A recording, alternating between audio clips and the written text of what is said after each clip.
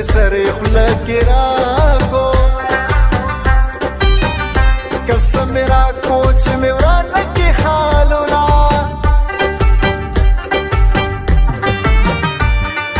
مورې دا توره جینۍ څوک ده د بام د سره اشارې راته کوینه خدای دې زما قد بل مشي زه به همیش دغه دعا درته کومه عقل د سر فکر د زړه مې د جینۍ غټو سترګو دواړه اورېدله دا دنګې دنګې پرې واده کوي دا لنډې پرېږدی چې واړه کلاره وینه